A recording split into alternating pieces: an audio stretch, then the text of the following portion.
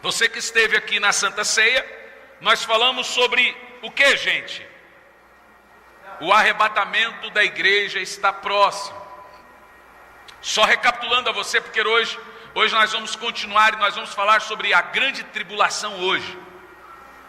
E aí depois nós vamos orar e ministrar sobre a sua vida, mas só para recapitular um pouco aqui, você que está com a sua Bíblia aberta, o arrebatamento é um termo usado na Bíblia, na primeira epístola do apóstolo São Paulo aos Tessalonicenses, no capítulo 4, do versículo 13 ao versículo 18. Essa palavra significa arpásio, arpax, que significa ser tirado subitamente. Hoje eu vi um teólogo, porque teólogo sem o Espírito Santo é um demônio. Teólogo sem Espírito Santo é um satanás. Porque pregação, irmão, é teologia pegando fogo. Teologia só é uma bênção quando ela tem o Espírito Santo. Senão ela é só letra, e a letra por si só mata. E aí eu vi um teólogo desse, cheio do diabo, dizendo que não existe volta de Jesus eminente.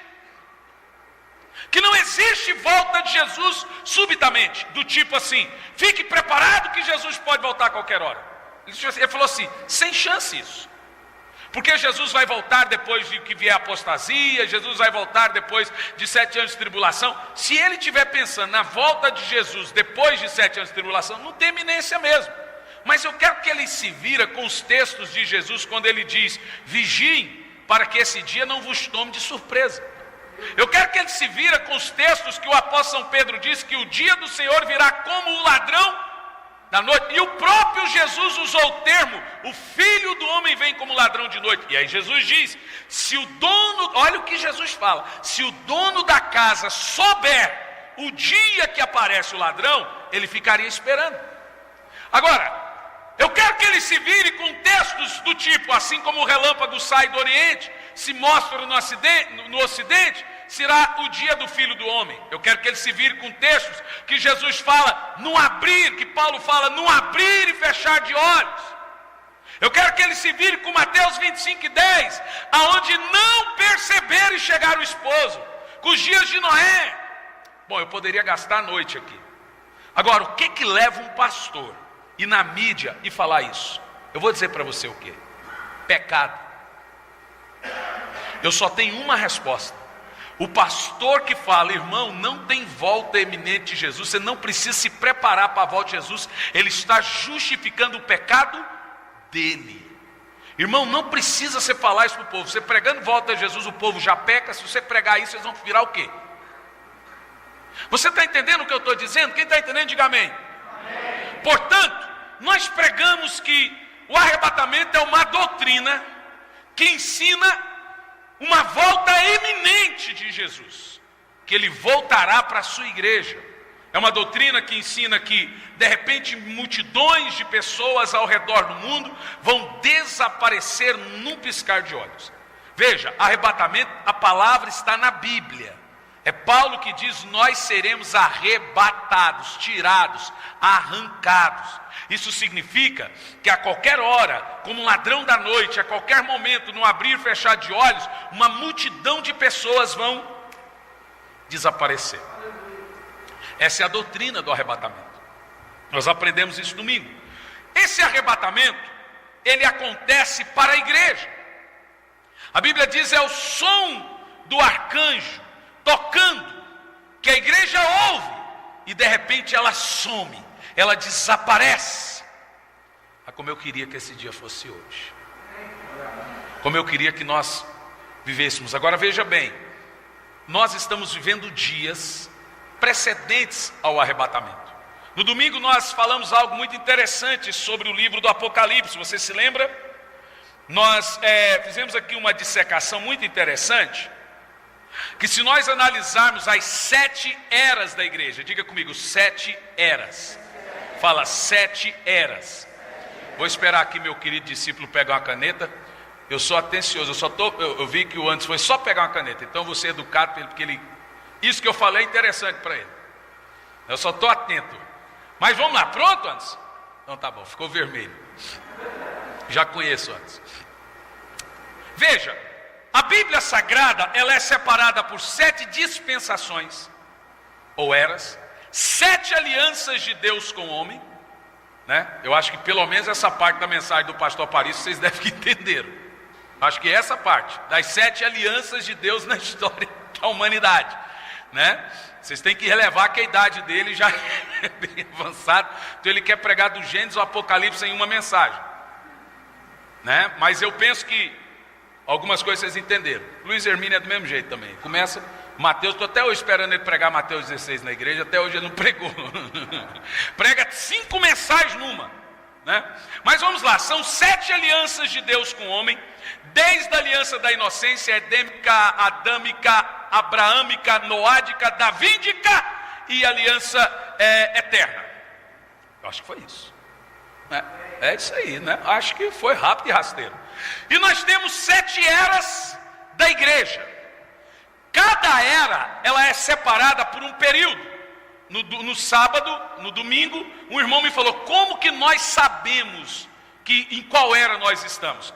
Isso é fácil saber. Quando você lê as 7 igrejas do Apocalipse, você vê que cada uma delas tem uma característica e um tempo que a história viveu. É óbvio que hoje nós estaríamos então na última era da igreja, que é a era de Laodiceia. Laodiceia então seria a última igreja da última era.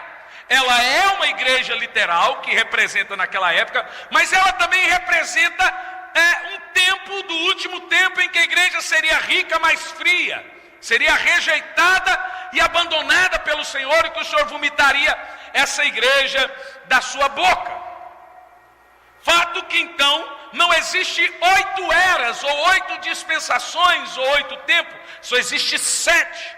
Se todos os teólogos concordam que nós estamos na última era da igreja, na era de Laodiceia da igreja, então não há mais uma outra igreja depois deste tempo. Você entende o que eu estou falando? E aí nesse ponto nós aprendemos algo interessante. Em Apocalipse 2:4, vamos lá rapidinho. Apocalipse 2:4.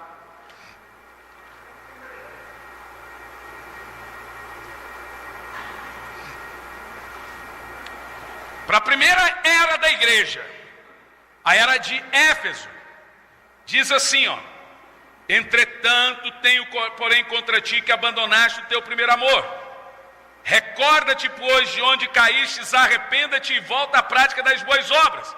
Aí o Senhor diz assim para Éfeso: porque se não te arrependeres, em breve virei. Diga comigo essa palavra: breve virei. Para a primeira era, o Senhor olha para a igreja. Agora veja como isso é interessante. Ele diz: breve virei. Agora nós vamos para uma outra era, uma era anterior à nossa, que é chamada de era de Filadélfia. Uma era muito boa, né? Em Apocalipse 3:11, vira a página. A era de Filadélfia, ele assim diz para Filadélfia: aquele que tem ouvidos, compreenda o que o Espírito revela às igrejas. Aí ele diz assim, ó, é isso mesmo? O vencedor de maneira alguma, Apocalipse 3.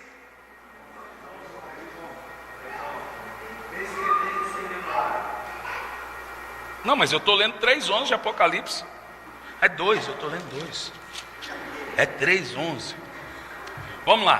Para a era de Filadélfia, em Apocalipse 3:11, o Senhor diz o seguinte: a penúltima era da igreja: eis que venho sem demora. Agora veja bem, para a igreja de Éfeso ele diz o quê? Breve virei. Para a igreja de Filadélfia ele diz o quê? Venho sem demora. Em algumas bíblias está cedo venho. Qual bíblia está cedo venho? Nenhuma? Então nenhuma bíblia está cedo venho. Mas tudo bem, que seja breve virei. Breve virei, breve virá. Agora veja para a última era o que o Senhor diz. No caso é o nosso tempo, é a nossa dispensação, é essa era agora, a era de Laodiceia.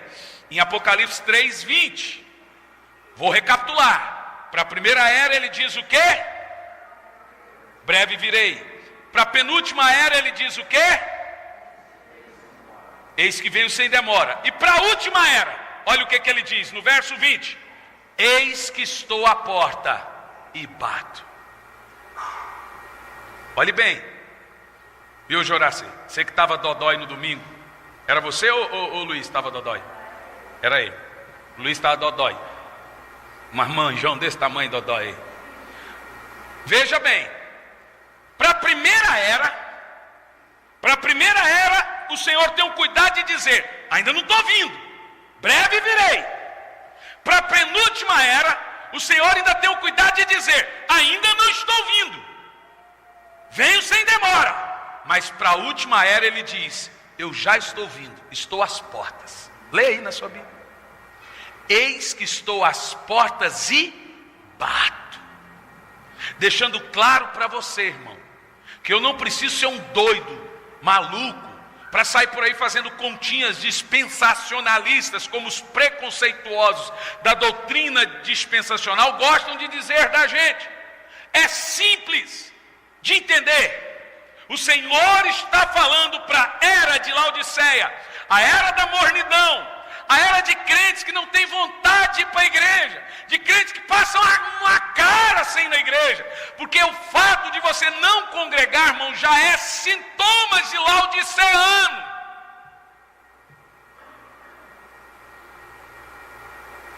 Para essa igreja o Senhor diz: eis que estou à porta e bato. Deixando claro que Jesus está vindo para arrebatar a sua igreja nesta era. Olhe bem, nós somos a era do retorno de Cristo. Nós somos a era do arrebatamento da igreja. Não tem mais uma outra era, não tem mais um tempo, não tem mais uma dispensação. O relógio já está cruzando o ponteiro da meia-noite. A Bíblia diz: à meia-noite o noivo veio, e ele está voltando para levar a sua igreja. Dito isso, recapitulado isso, falamos isso. O interessante também, nós falamos domingo sobre, então, se não é sinal para o arrebatamento da igreja, porque ele é iminente, ele é secreto, como nós saberemos que estará perto do arrebatamento da igreja? Nós recordamos aqui alguns sinais precedentes ao arrebatamento, são sinais interiores, é sinal dentro de você. O primeiro sinal que a Bíblia diz que nós devemos estar atentos, está em Mateus 25:10, é a própria pregação. A Bíblia diz que antes, na parábola das 10 virgens, antes do noivo vir arrebatar a igreja, tinha uma mensagem pregando o quê?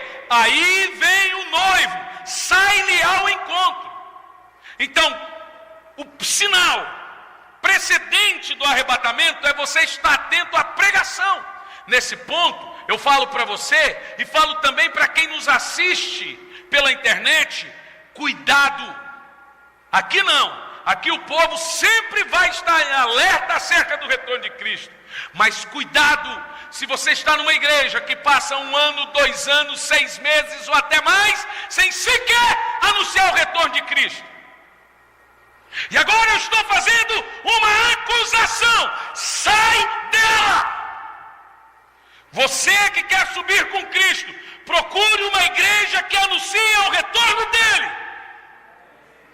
Não estou dizendo qual tem que ser, mas se você quer estar pronto para a volta de Jesus, como que você está num lugar que não te alerta sobre tal feito?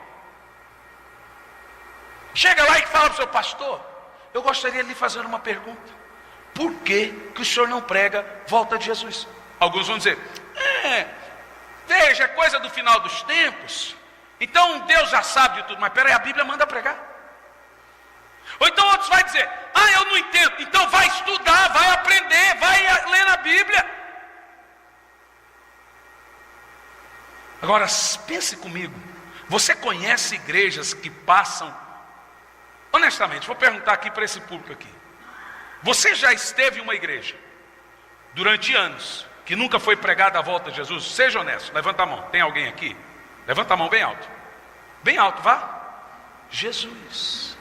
Ou então você já esteve em igreja que passava ano e pregavam uma ou duas vezes sobre a volta de Jesus só para dar justificativa? Levanta a mão. Então junta você com os outros. Agora, por que, irmão? Ou seja, prega ali rapidinho ali para falar que pregou, porque prega de tudo. Não dá ênfase no tema. Então, irmão, domingo passado veio um irmão aqui nos visitar. Ele disse assim: pastor, eu vim aqui. Ele já congregou com a gente, mas ele não está mais com a gente. Quer dizer, ele está vivo, não está? Falou: pastor, eu vim aqui porque eu estava com saudade de uma boa palavra. Falei: né? Você come aqui e paga a conta em outro lugar, né? Mas amém. Então, ele queria ouvir uma boa mensagem, principalmente sobre a volta de Jesus. Agora, os irmãos não ficam conjecturando quem quer não, porque tinha vários irmãos de outras igrejas visitando aqui a igreja, então nem que me mate. E se você pôr um nome aí, eu falo: mentira! Mas vamos lá. A palavra segunda, sonhos constantes. Diga: ter sonhos. Quem aqui sonha de vez em quando com a volta de Jesus? Uau, é gostoso, né? Quem quer sonhar? Senhor, dá sonhos para os seus filhos sobre a sua volta. Que eles amanheçam em lágrimas de tanta emoção ao ouvir o som da trombeta nos sonhos. Você vai ter. Aleluia. Porque não tem sonho melhor. Precedentes ao arrebatamento da igreja, a igreja vai, os irmãos, crianças principalmente, vão começar a ter sonhos, né? E sensação de expectativa. Quem é que vive uma sensação que tem algo prestes a acontecer? Alguma coisa vai acontecer. Quem tem essa sensação? Eu tenho. E essa sensação é o próprio Espírito Santo que diz. Dito isso, irmãos, se o arrebatamento da igreja acontecer hoje, o que acontece com o mundo depois? Quem está com o mundo? Quem está comigo? E com o mundo? Quem vai ficar feliz quando Jesus voltar? Eu não vou ficar feliz, eu vou subir feliz. Se você vai ficar feliz, é com você. Você fica esperto, irmão. Você está dormindo, rapaz. Vai ficar feliz. Em Mateus 24 e 15, abra aí a sua Bíblia.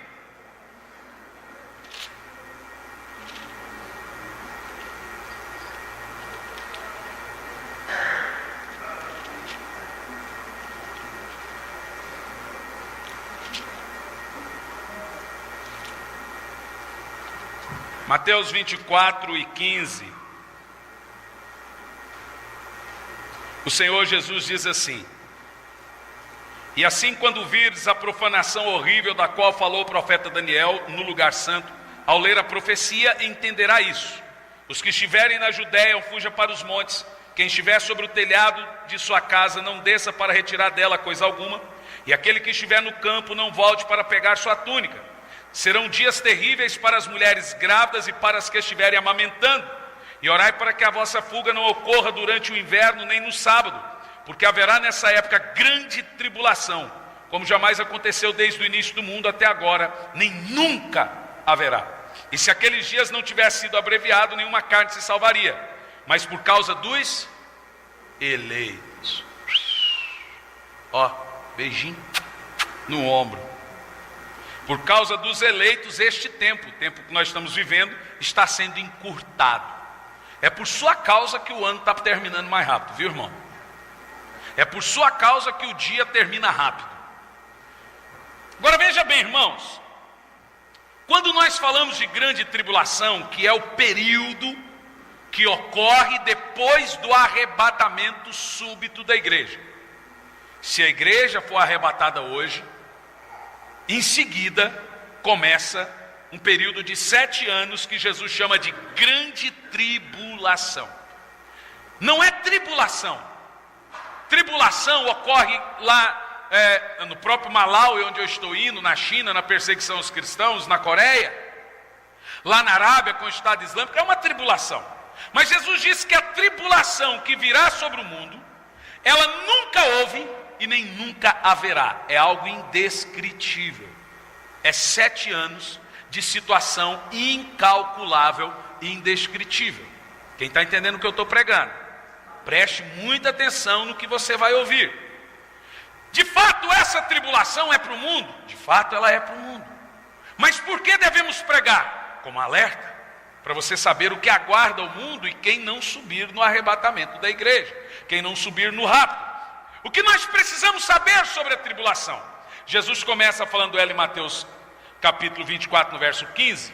Mas quando ele menciona que ai das grávidas, a das que estiverem amamentando, quem estiver em Jerusalém, na Judéia, não corra para Jerusalém pegar alguma coisa, ele não está falando de dias atuais. Quando Jesus fala não ficará pedra sobre pedra, a história que Jesus está falando aqui, isso aconteceu 40 anos depois da morte de Cristo, no ano 70, quando um imperador romano invadiu Jerusalém, e ali ele estuprou mulheres, ele saqueou o templo, ele destruiu o templo, deixando só uma parede, porque ele queria o ouro dos judeus. Ele fechou a porta do templo. Naquele dia Jesus fala, não desça para Israel. O apóstolo João estava em Éfeso, já com seus 90 e poucos anos, cuidando da mãe de Jesus, Maria, que assim Jesus designou. Ele interpretou a profecia, isso está na história. Ele não foi para Jerusalém, e aí muitos judeus, também cristãos, morreram. A história conta que os cavalos romanos escorregavam no sangue dos judeus. Foi um banho de sangue.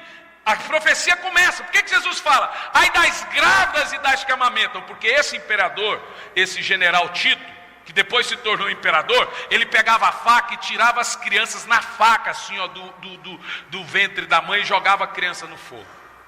Uma maldade indescritível. Isso aconteceu, e agora Jesus começa a caminhar, Jesus começa a andar pela Bíblia, e dizendo o que viria acontecendo também ao decorrer do tempo. Então tenha um pouco de paciência, porque essa palavra é muito importante para a igreja do Senhor Jesus.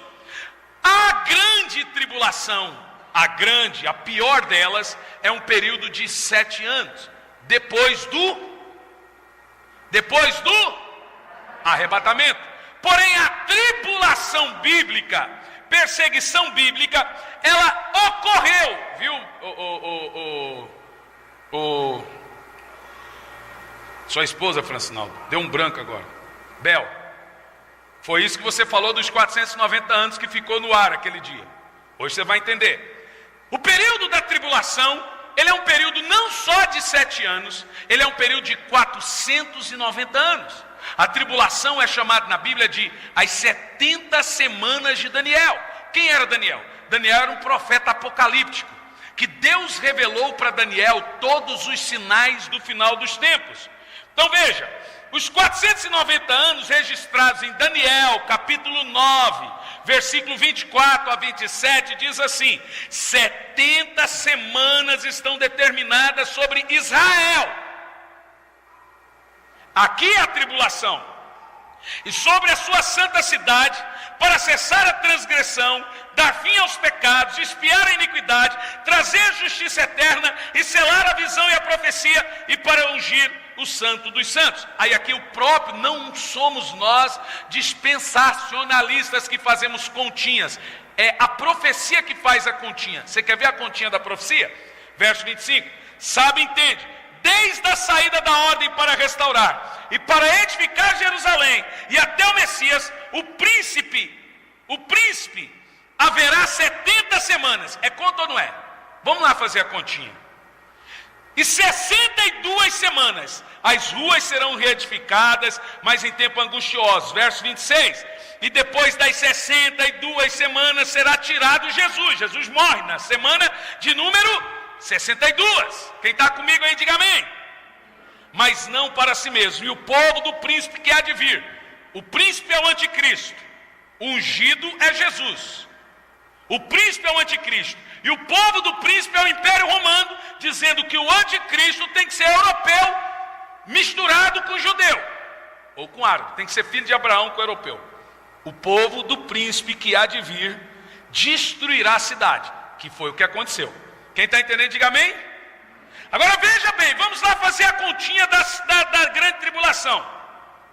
No versículo 12, do capítulo 9 até o versículo 14, diz assim: ele confirmou a sua palavra que falou contra nós e contra nossos juízes, e nos julgava, trazendo sobre nós um grande mal, porquanto nunca debaixo de todo o céu aconteceu como em Jerusalém, como está escrito na lei de Moisés: todo aquele mal sobrevirá sobre nós. Você está entendendo? A tribulação então é para os judeus. Diga comigo: a tribulação é por causa dos judeus. Inclusive esse será um dos motivos que o anticristo vai usar para jogar o mundo contra o judeu. O anticristo vai vir e vai jogar e falar: é por causa deles, é por causa deles. E aí o mundo todo vai se voltar contra o judeu por causa da tribulação. Eles são os culpados dela. A profecia da tribulação não aconteceu primeiramente em Daniel e nem em Jesus. Ela está registrada em Deuteronômio 28, no verso 15 ao verso 68. Está entendendo até aí, Bel? Diz assim: será porquanto que não deres ouvido à voz do Senhor teu Deus, para não cuidares em fazer todos os seus mandamentos, seus estatutos que eu te ordeno, então sobre ti virá todas as maldições e te alcançarão. Em Daniel, o povo diz: recaiu sobre nós o que Moisés disse, porque não obedecemos. Entendeu agora porque vai vir a grande tribulação? Quem está entendendo, diga amém. Está claro para vocês?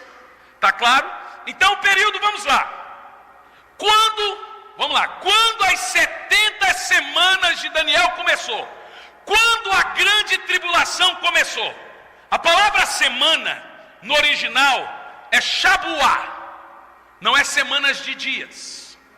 O judeu não tem a palavra semana de dias. Significa semana de anos. Você entende?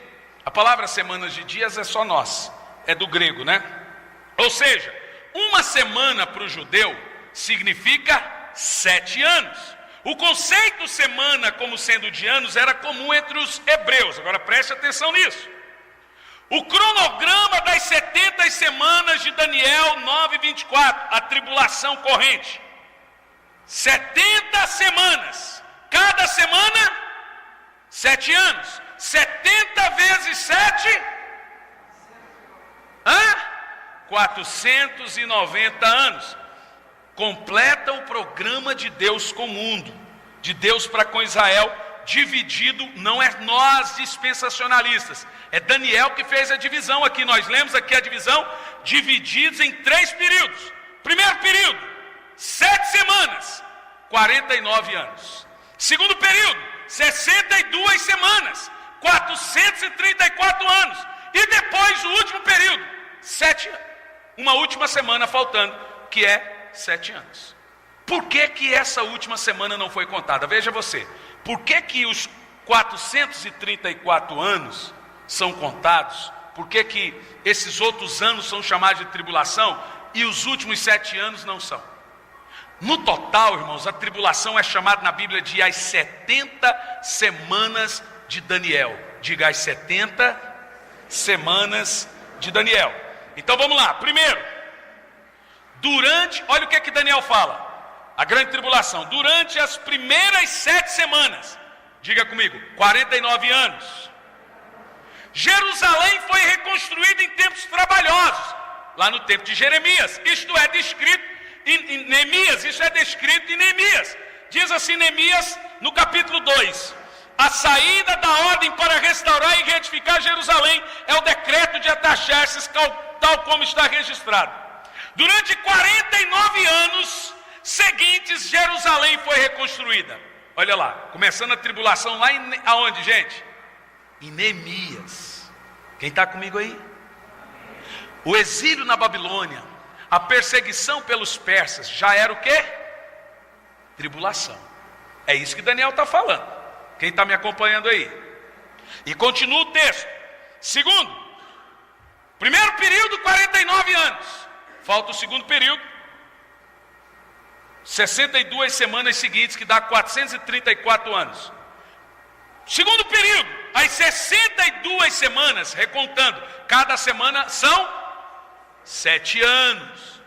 São quantas semanas a tribulação? 70 semanas. Faltam quantas para ser contada?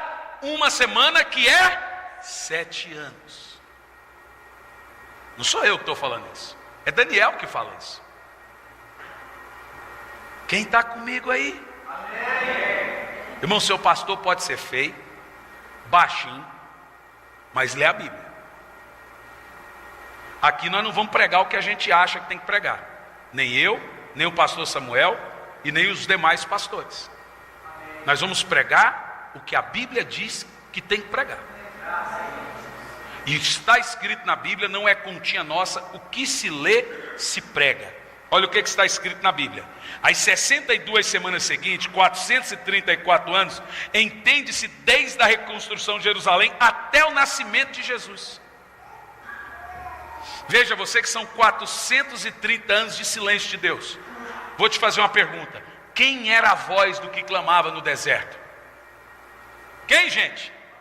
Mais alto? Mais alto o nome dele? Claro que não. Onde você leu que João Batista era a voz do que clamava no deserto? João Batista era a voz do que clamava, não a voz que clamava. A voz era Deus. Eu vejo um monte de pastor, todo mundo fala isso, que João Batista era a voz do que clamava. A voz é Deus, irmão. A Bíblia não diz voz que clama, a voz do que clama. Quem clamava no deserto 430 anos era Deus. E ele usou quem? João Batista. Você entendeu? Então alguém pode dizer, eu sou a voz? Claro que não. A voz é Deus, irmão. É voz do que clama no deserto. Não é voz que clama no deserto. Está comigo? Quem está comigo, diga amém. Quem é a voz? É Deus. E quem clamava por Deus? João. Então nunca mais diga que João Batista era a voz. A voz é Deus. E tem gente aí pondo na boca assim, falando, eu sou a voz. Ui. Fala assim comigo, ui. Eu não sou. A voz é Deus. Amém? Deus é a voz que clama. Prosseguindo. É só exegesezinha para dissecar um pouco a Bíblia. Mas prosseguindo a Bíblia Sagrada. 62 semanas foram contadas até o nascimento de Jesus. Até a morte de Jesus, 69 semanas. Restando uma última semana. São 70. Cada semana 7 anos. A última semana de Daniel é chamada de 7 anos de tribulação. Por que que essa semana não pode ser contada? Eu vou te dizer por quê. A tribulação, nós lemos aqui na Bíblia, tanto em Deuteronômio como em Daniel, que ela é por causa de Israel. E aqui os textos dizem, por que que ela foi enviada para Israel? Primeiro, Daniel 9, 24 a 27. Para extinguir a transgressão de Israel. Para dar fim aos pecados de Israel.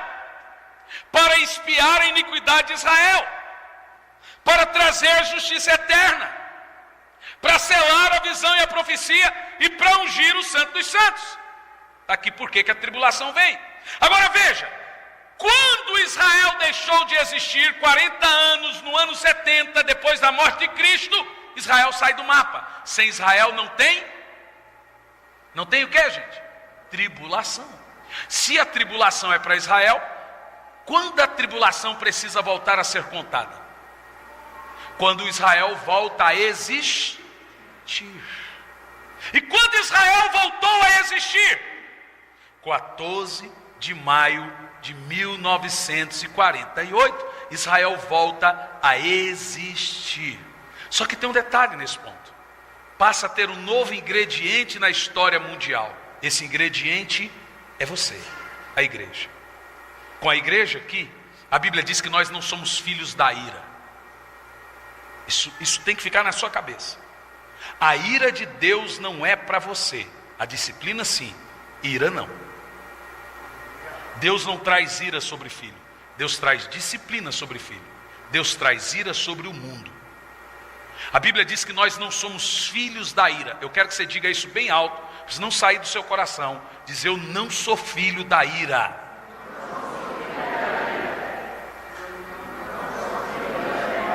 Você não fala não, Juninho? Comer sua língua, Juninho? Agora veja bem. A tribulação é a ira de Deus caindo sobre o mundo. E você não é filho dessa ira.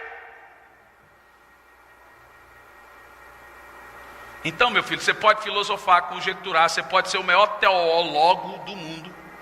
Você não vai me tirar do meu coração a esperança do arrebatamento da igreja. Tira do seu?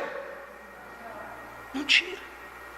Eu vou provar, você pode provar o que você quiser, meu filho. Eu não sou filho da ira. Deus não nos separou para a angústia, para a ira. A Bíblia diz a Filadélfia: porque fostes fiel e guardaste as minhas palavras, eu te livrarei da tribulação que recairá sobre o mundo todo.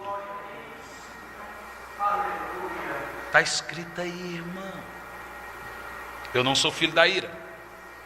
Agora, com a igreja na terra, a tribulação está suspensa. A última semana de Daniel está suspensa. Sabe o que é que os teólogos falam das semanas de Daniel? Fala que é poético. É porque se o camarada estudar as 70 semanas de Daniel, não tem outro caminho para ele, hein, pastor Samuel? Ele vai ter que ir para o arrebatamento da igreja. Não tem outro. Não tem o que fazer.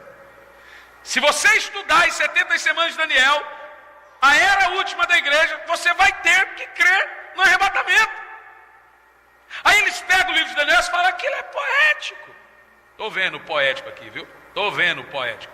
O que Daniel nos ensina, e Jesus ratifica o que Daniel fala, em Mateus 24:15. Quem lê o profeta Daniel, nós lemos aqui em Mateus 24:15, ele diz o seguinte: quem lê o profeta Daniel deve entender isso.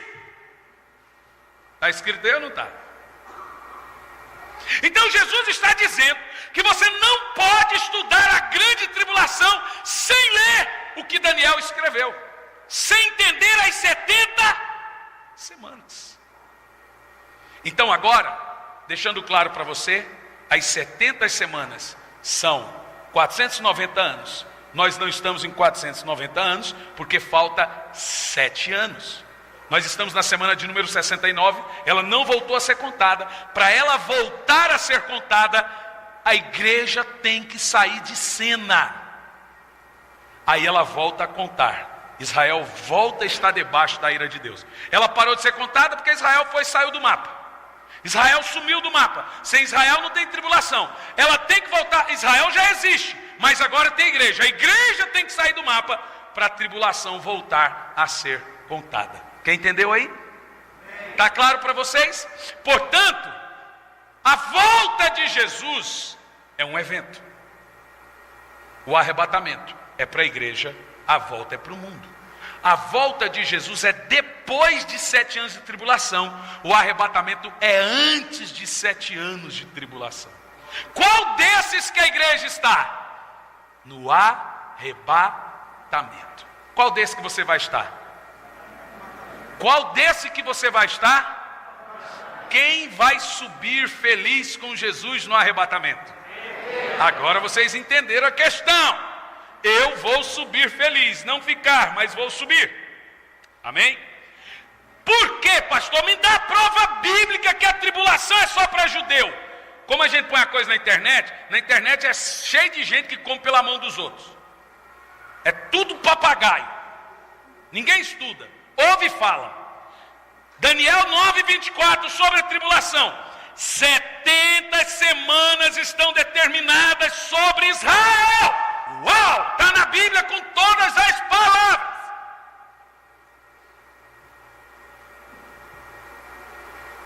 Amém? O que acontece na última semana de Daniel? Agora eu vou para a parte simples. Olha para mim. Se Jesus voltar hoje no arrebatamento, a trombeta soar hoje, começa 7 anos de angústia e tribulação no mundo. Quais são esses acontecimentos no mundo durante esses 7 anos? Primeiro, um livro com 7 selos. Em Apocalipse capítulo 6, diz assim, na abertura, presta atenção, dos 4 primeiros selos, mostra 4 cavaleiros, que são 4 anjos de destruição, que virão sobre a terra. Esses 4 cavaleiros, na abertura dos 6 selos, presta atenção, dos 4 selos, ele vai do capítulo 6 ao capítulo 8. Primeiro cavalo, veja bem, se o arrebatamento acontecer hoje, a primeira coisa que acontece no mundo a partir de agora, cavalo branco, igual anticristo. Aí, pastor, mas a Bíblia diz que ele saiu para vencer. Mas não diz que ele venceu. Diz que ele saiu para vencer. Jesus não carrega um arco. Jesus carrega uma espada. E Jesus não vem vestido de branco. Jesus vem vestido de vermelho. A Bíblia diz que o cavalo é branco, mas a sua veste é salpicada de sangue. A veste de Jesus na ocasião do retorno de Cristo é vermelha, não branca. O anticristo está vestido de branco com um arco. Jesus de vermelho com uma espada. Cavalo branco, anticristo. Cavalo vermelho provoca guerras. Cavalo preto provoca recessos e crises financeiras. Vocês viram o que a Dilma falou hoje no jornal? Que 2016 vai ser pior que 2015. Gente, que palavra de ânimo que ela deu para o brasileiro. É a presidenta que vocês elegeram.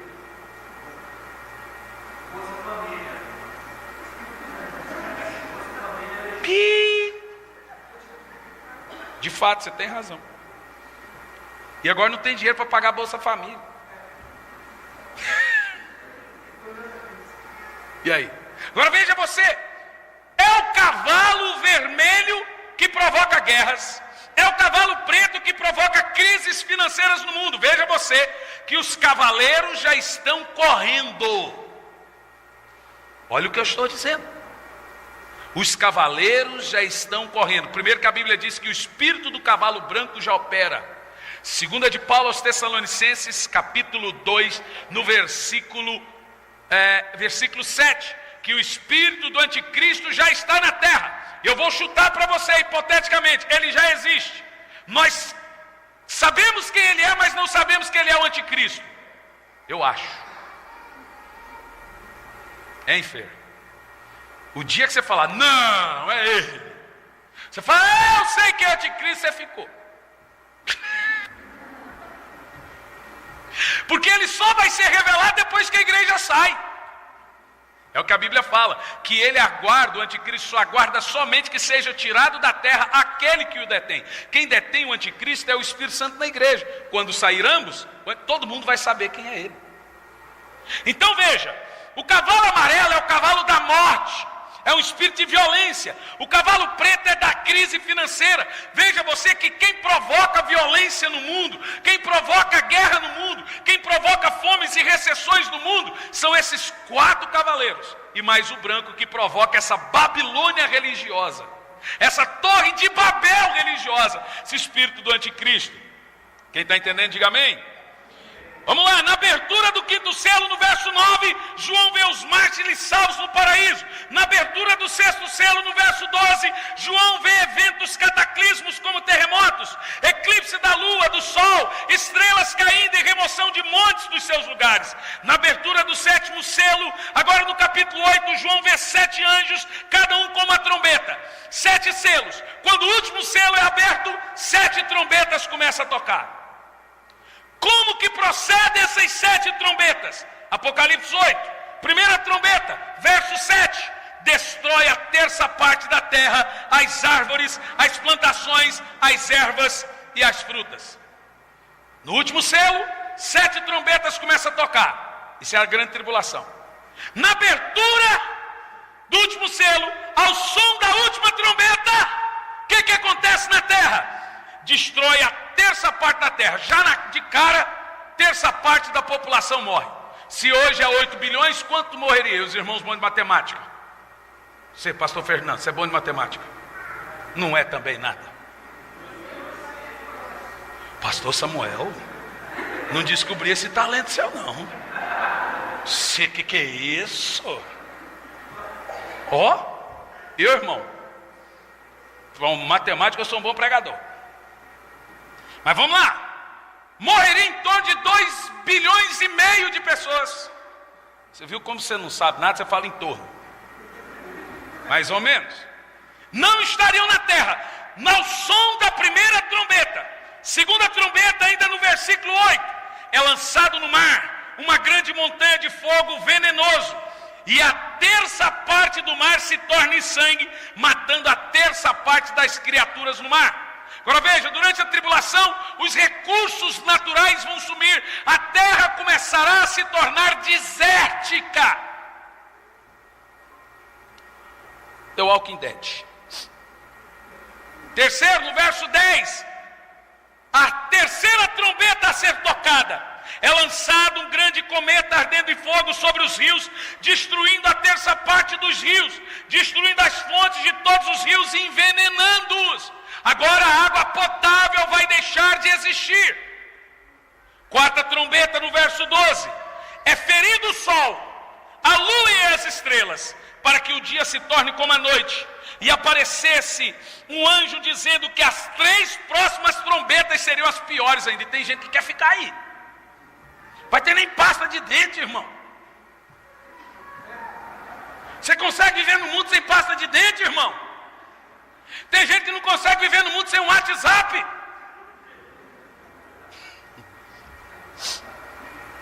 Quinta trombeta, do capítulo 9, do verso 1 ao 11. Agora isso aqui, preste atenção. A quinta trombeta é tocada.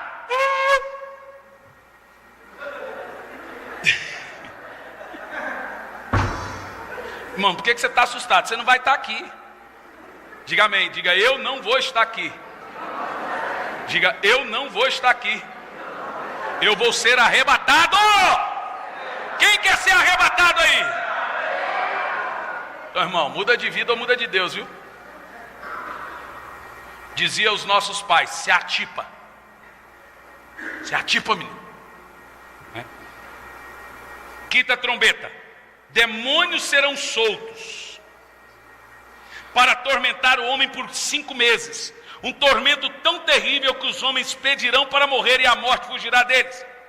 Esse demônio é pior do que Lúcifer. Olha o nome desse anjo caído, que está preso esse anjo. Ele e os seus soldados estão presos. O nome dele é Abaddon, conhecido como Apolion. Ele está preso, sendo guardado para esse dia. Se Apolion tivesse solto, ele derreteria a carne das pessoas. Mas ele está preso. Sexta trombeta, capítulo 9, verso 13. Será liberado 4 anjos que estão presos junto ao rio Eufrates, a fim de matarem a terça parte dos habitantes da terra com muitas pragas. E a sétima trombeta, chamada na Bíblia de a última trombeta, é a segunda vinda de Cristo. E aí agora, você volta com Ele. Abra sua Bíblia em Apocalipse 19. E aqui eu termino.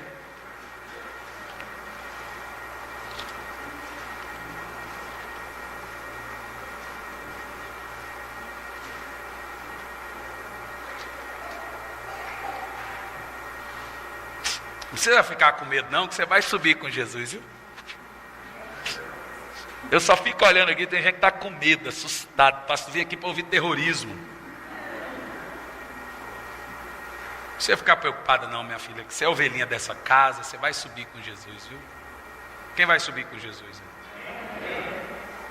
Eu sei que assusta, mas você tem que saber que isso aqui não é para você.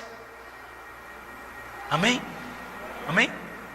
Agora veja, Apocalipse 19, verso 1, diz o seguinte: o céu se abre e você sobe.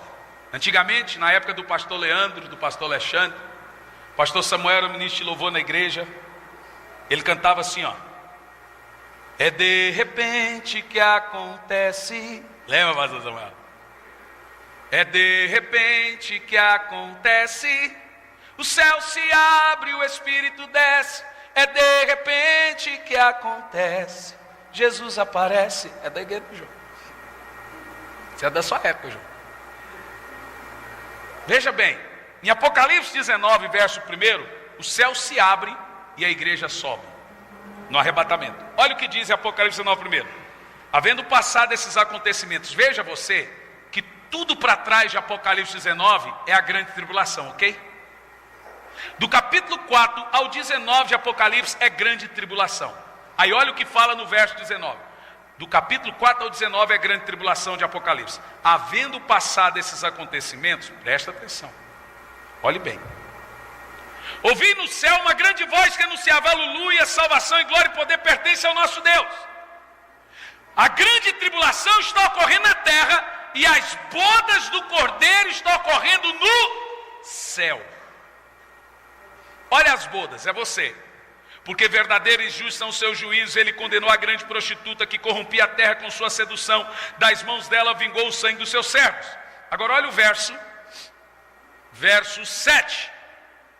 Alegremo-nos, exultemo-nos, damos a glória, porque chegou a hora das bodas do Cordeiro e a sua noiva está preparada.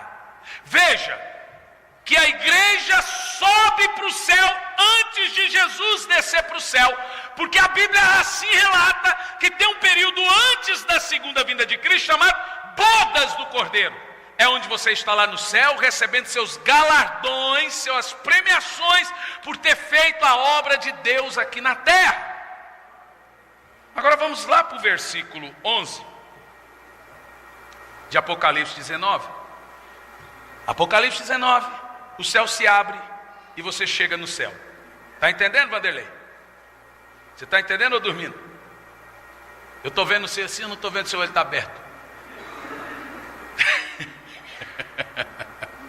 Ó, presta atenção.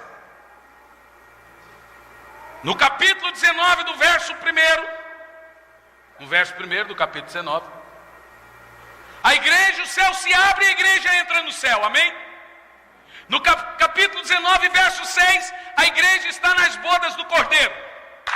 Agora veja você comigo, versículo 11. E então olhei e eis que vi os céus abertos. Capítulo 19, o céu se abre para a igreja entrar. Capítulo 19, verso 1, o céu se abre para a igreja entrar no céu. Capítulo 19, verso 11, o céu se abre para a igreja agora descer. Olha aí, está escrito na Bíblia.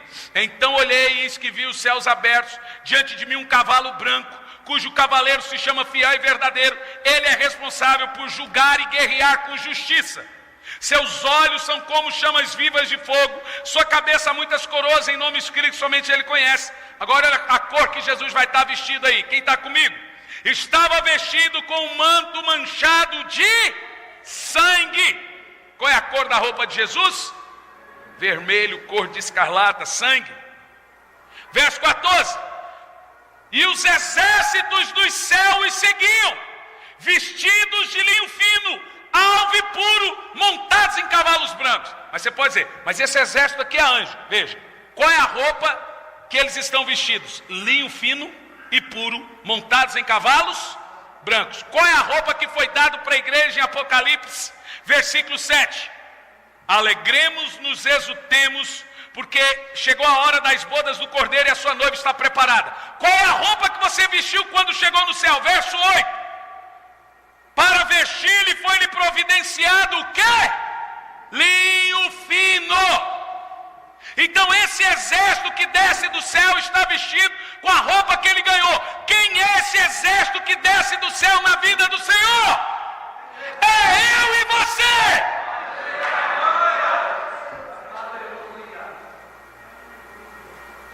Sabe o que significa?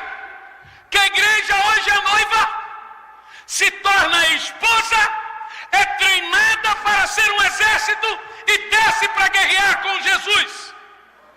Olha o que diz a Bíblia. E os exércitos do céu o seguiam, vestidos de linho fino, alvo e puro, montados em cavalos brancos. Uma espada afiada saía da sua boca para ferir com ela as nações.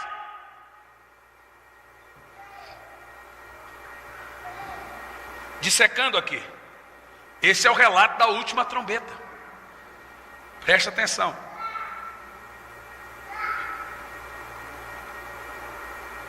Quando viu Daniel, seu profeta? Quando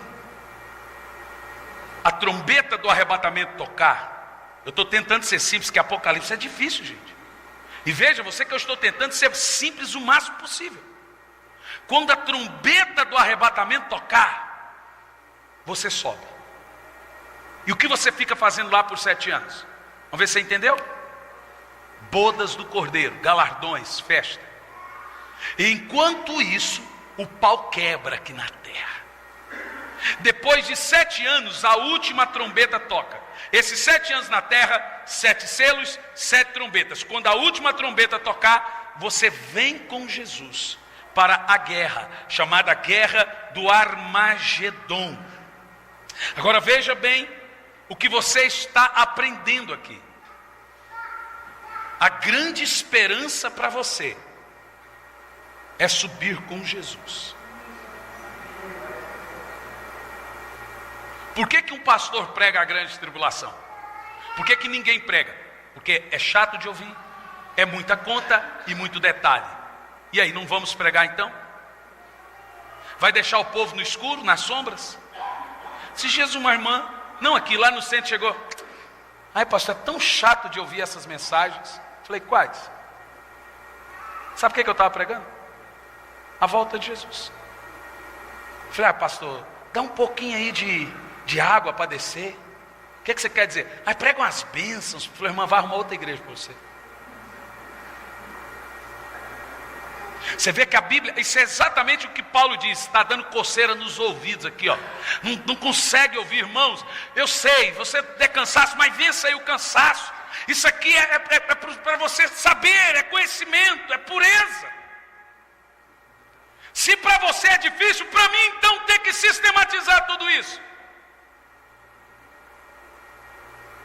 Agora, qual é a esperança da igreja? Durante 7 anos, Anderson, a igreja está nas bodas. Aqui na terra 7 selos, aqui na terra 7 trombetas. 2 testemunhas aparecem em Tel Aviv, pregando para o judeu que Jesus já voltou. Uma testemunha representa a lei, outra testemunha representa a lei e os profetas, a lei e os profetas. Eu posso afirmar a você, sem medo de errar em falsa interpretação, que é Moisés e Elias que vai pregar em Tel Aviv para o judeu: Jesus já voltou, Jesus já veio. Ele nasceu e vocês mataram ele. Durante esses 7 anos, Cris, também 2 bestas vão ter destaque. O anticristo vai estar na sua apoteose, vai rasgar o tratado de paz de judeu e árabe. O falso profeta vai estar ratificando a palavra do anticristo. O mundo todo agora já vai estar com raiva dos judeus, se preparando para varrer o judeu do mapa. E você lá na glória. E você no céu. Alguém fala assim: que coisa injusta. O pau quebrando aqui, o crente no céu. Pois é. Mas nós aguentamos durante a vida toda chacotinha na escola. Ei, crentinho, aleluia, farinha no prato, bolo na cuia. Você é um crentinho quadrado. Não, o que nós aguentamos de cristãfobia aí, irmão, de bullying. O que nós aguentamos de perseguir, tentação. E tentação que o crente resiste para subir. Não, eu quero subir com Jesus. Não vou, eu quero subir com Jesus. E perseguição. E crentes com a cabeça cortada. Tem gente que fala assim: ah, mas tem crente sendo perseguido e a igreja hoje não está sendo perseguida. Tudo bem, irmão. O crente lá da Ásia está tendo a cabeça cerrada. Eu preferiria ter a minha cabeça cerrada do que passar o risco da apostasia. Eles não têm risco de apostasia. Aqui é pior, Nani. É pior do que os nossos irmãos lá, com a cabeça cerrada. Porque lá eles não têm risco da frieza espiritual, porque eles estão no fervor da perseguição. Lá eles não têm risco da apostasia e de heresias como temos aqui. Eu preferiria 1000 vezes ser perseguido sem passar o risco de me desviar. Então veja você, que em cada lugar do mundo tem profecia se cumprindo. Na Ásia, cabeças cerradas e perseguições. Na Europa, morto, o evangelho está morto. Nas Américas, o evangelho se apostatou. Está frio e apostatado. Quem me dera, Luiz, se a igreja te corresse perigo de morte e não perigo de desvio.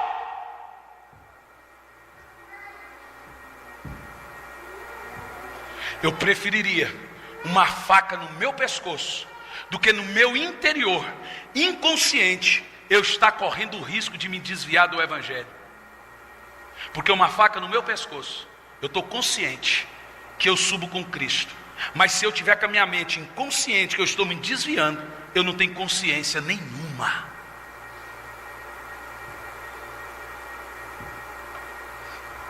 Então, irmãos, eu louvo a Deus, porque esses irmãos que têm os seus pescoços cortados, como Pedro disse, não sou digno de morrer como meu Senhor, me crucifiquem de ponta cabeça.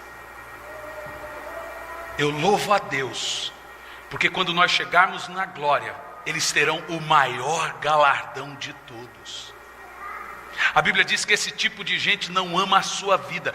Tente livrá-los da morte, você vai ver o que eles falam para você. Um pregador chinês, o irmão Yun veio no Brasil, veio em Curitiba, foi em Curitiba que ele disse isso. Pregou para 10 mil pastores, um pastor da China, e disse: vocês brasileiros estão orando para a perseguição da China acabar, e nós na China estamos orando para a perseguição começar no Brasil. Porque o irmão Yun disse, é por causa da perseguição chinesa que na China nós temos 500 milhões de cristãos. Lá não tem mercado gospel, lá não tem rádio gospel, lá não tem isso, lá não tem aquilo outro. Lá eles se congregam em casa subterrânea, é no meio do mato, se veste de cocô para fugir do faro dos cachorros. E eles, o irmão Yun teve aqui e falou assim: parem de orar pela igreja chinesa, é vocês que precisam de oração.